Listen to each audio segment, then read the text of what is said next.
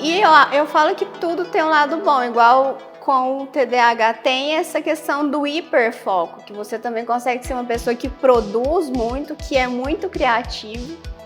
E, inclusive, meu terapeuta fala que quem tem TDAH ou TDA, não é que não tem atenção, é um pouco ao contrário. Você tem tanta atenção que às vezes você tá lá fazendo as coisas, você escuta o barulho do portão e você concentra naquele barulho do portão. Então é uma atenção muito direcionada. Então, às vezes, por isso que você produz e faz coisas tão boas, porque a sua atenção é muito direcionada. Então, tem esse lado positivo. Inclusive no TEA, né? Você vê grandes nomes aí, o Anthony Hopkins, por exemplo, ele é autista. Ah, eu não sabia. Tem muitos grandes nomes, o Elon Musk é autista. Muitos autistas descobrindo e sendo diagnosticados agora.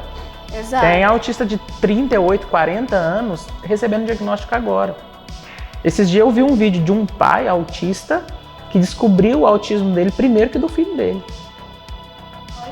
E aí ele foi entender por que ele tinha hipersensibilidade, por que ele tinha todos aqueles problemas de relacionamento. Desde a minha infância, eu crio como se fosse uma capa, sabe? Eu coloco uma capa e tipo assim, não, essa capa é igual quando eu vou filmar evento, por exemplo. A câmera é como se fosse uma capa para mim. Sim. Aquilo ali me dá um passaporte para eu ir em todos os ambientes. E com segurança, entendeu? A partir do momento que eu deixo a câmera, eu acho que é igual a questão do palhaço, por exemplo, no circo. Quando ele põe o nariz do palhaço, ele se transforma. E o interessante, Robson, é que essas doenças, elas são comumente... Como é que fala que eu tinha falado, gente? Comumente... Gente, esqueci de falar. Você não pergunta para um TDAH. Confundidas. Por quê? Porque elas compartilham das mesmas genéticas. Então, por exemplo, um bipolar, ele tem alguns genes do TDAH, ele tem alguns genes do autismo. Então, você falou essa questão da organização. Eu também tenho essa coisa de ser extremamente organizado. Eu também tenho algumas partes desse hiperfoco. Então, por isso que é muito difícil você ter o diagnóstico correto.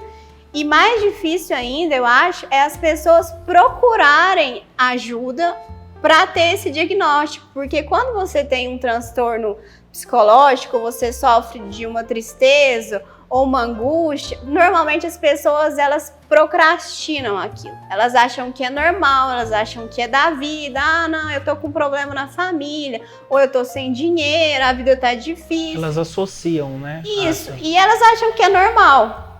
É diferente quando você tem um problema, tipo uma dor de cabeça, ou um problema no coração, uma diabetes, elas vão procurar um médico. Só que essas doenças, elas também são fisiológicas, elas também são um problema e elas precisam de um tratamento correto. Então eu acho que é isso que as pessoas precisam despertar aqui. Elas precisam de ajuda e não é...